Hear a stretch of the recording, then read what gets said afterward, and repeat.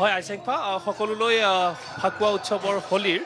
আন্তৰিক শুভেচ্ছা জনাইছোঁ আৰু আমাৰ প্ৰতিদিন টাইমৰ সকলো দৰ্শককে আমি শুভেচ্ছা জনোৱাৰ লগতে মই বৰ্তমান উপস্থিত আছোঁ ঐতিহ্যমণ্ডিত দৌল গোবিন্দ মন্দিৰত আৰু দৌল গোবিন্দ মন্দিৰত যি 5 দিনীয়া কাৰ্যসূচীৰে হোলী উৎসৱৰ আয়োজন কৰা হৈছিল আজি এই দ্বিতীয় দিনা আৰু এই দ্বিতীয় দিনা বহুতো দৰ্শনাৰ্থী ইয়াৰ ভিৰ পৰিলক্ষিত হৈছে দেখিছে আমাৰ সতীৰ্থই দেখুৱাইছে কিদৰে দৰ্শনাৰ্থীসকল ইয়াতে আহি ভিৰ কৰিছেহি মই জানিব বিচাৰিম তেওঁলোকৰ মাজৰ পৰা বহুতো যিহেতু দৰ্শনাৰ্থী আছে কেনেধৰণৰ উৎসাহ উদ্দীপনা খুব ভাল লাগিছে আৰু বিভিন্ন প্ৰান্তৰ পৰা আমাৰ দৌল গোবিন্দ মন্দিৰলৈ বিভিন্ন মানুহ আহে এই 5 দিন মানে আমাৰ ইয়াৰে জীয়ৰী বোৱাৰী সকলোৰে গাত তত নাই বুলি কয় আৰু আমি আগন্তুক মানে অহা বছৰলৈ আকৌ আমি কেনেকৈ আকৌ সাজি বা ৰাইজক আমি কেনেকৈ সন্তুষ্ট কৰিব পাৰোঁ তাৰে আমি চিন্তা কৰি থাকোঁ হয় ফাকুৱা বুলি ক'লে উত্তৰ গুৱাহাটীৰ দৌল গোবিন্দ মন্দিৰত এটা বেলেগ ধৰণৰ পৰিৱেশ সৃষ্টি হয় আপোনাৰ সৰুকালিৰ কেনেধৰণৰ অভিজ্ঞতা জড়িত হৈ আছে আমাৰ মানে সৰুতে আমি ধৰক হোলী গোৱাৰ পৰা ৰাতিপুৱা আমি মুচিবলৈ আহিছিলোঁ ইয়াতে দৌল গোবিন্দৰ এয়া চব আমি মুচি মেলি আগতে তাৰমানে ইমান হেৰি নাছিলতো কাম কৰা মানুহ আমি গাঁৱৰ ছোৱালীবোৰে সকলোৱে মুচিব আহোঁ আহি তেতিয়াৰ পৰা আমি তাত ৰাতিপুৱাই হোলী চলি গাই ঘৰে ঘৰে হোলী গাবলৈ যাওঁ গাই আৰু তাৰে পিছত আমি গা চা ধুই আকৌ তাৰমানে হেৰি ইয়ালৈ বিলাবলৈ আহোঁ এনেকুৱা আছে হয় আৰু এইবাৰ কেনেকুৱা এইবাৰো আমি সেই ৰাতিপুৱাই আহিছোঁ এতিয়া ধৰক আজিকালি মুচিব সেনেকুৱা ইমান নালাগে আছে ইয়াতে মানুহ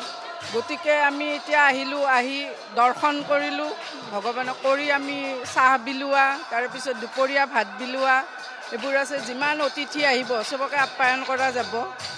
সেয়াই আৰু খুব সুন্দৰ হয় আইচিকফা সুধিছে এফালে কিদৰে হৰিনাম ধ্বনি প্ৰদৰ্শিত হৈ আছে আৰু আনফালে দৰ্শনাৰ্থীসকলে ভিৰ কৰিছে সেই দৌল গোবিন্দ মন্দিৰত তেওঁলোকে মহাপ্ৰভুৰ আশীৰ্বাদ ল'ব বিচাৰিছে আৰু আশীৰ্বাদ লৈ ফাকুৱাৰ দৰে সকলোৰে ৰংবোৰ ৰঙীন কৰিব বিচাৰিছে যিসকল ব্যক্তি ইয়ালৈ আহিছে তেওঁলোকৰ সকলোৰে মনত এটাই আশা উদ্দীপনা যে সকলোৰে মনবোৰ ৰঙীন হৈ পৰক ফাকুৱা উৎসৱৰ দৰে আৰু এইখিনিতে মই জনাব বিচাৰিম যে আৰু কিছু সময় পিছতে যি মহাপ্ৰভুক ফাকুৱা দিয়াৰ এক অনুষ্ঠান অনুষ্ঠিত হয় এই প্ৰথম কাৰ্যসূচী আৰু কিছু সময় পিছতে অনুষ্ঠিত হ'ব মোৰ সৈতে যিসকল দৰ্শনাৰ্থী আছে তেওঁলোকৰ মাজৰ পৰা আপোনাৰ পৰা জানিব বিচাৰিম কেনেধৰণৰ উৎসাহ উদ্দীপনা ফাকু বুলি ক'লে আপোনাৰ মনলৈ আহে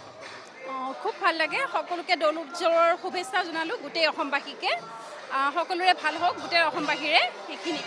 হয় আইচাইফা কৈছে তেওঁলোকে এক দীঘলীয়া শাৰী যিটো শাৰীত সকলোবোৰ ৰৈ আছে মহাপ্ৰভুৰ আশীৰ্বাদ ল'বলৈ আৰু ইয়াতে যিসকল আছে তেওঁলোকেও খুব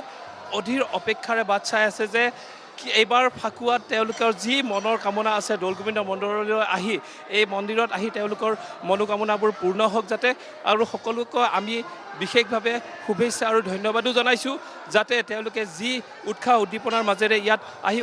উপস্থিত হৈছে তেওঁলোকৰ মনৰ কামনাবোৰ পূৰ্ণ হওক আৰু আমি এতিয়া বৰ্তমান যিটো ঠাইত এই পূজা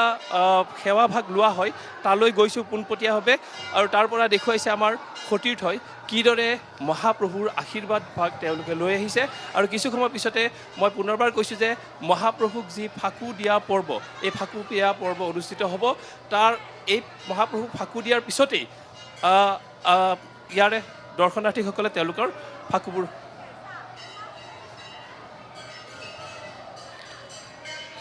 হয় উৎপল ৰঞ্জন দেৱ আপোনাক এই মুহূৰ্তত ধন্যবাদ জ্ঞাপন কৰিছোঁ আপুনি দৌল গোবিন্দ মন্দিৰৰ পৰিৱেশ দেখুৱাৰ বাবে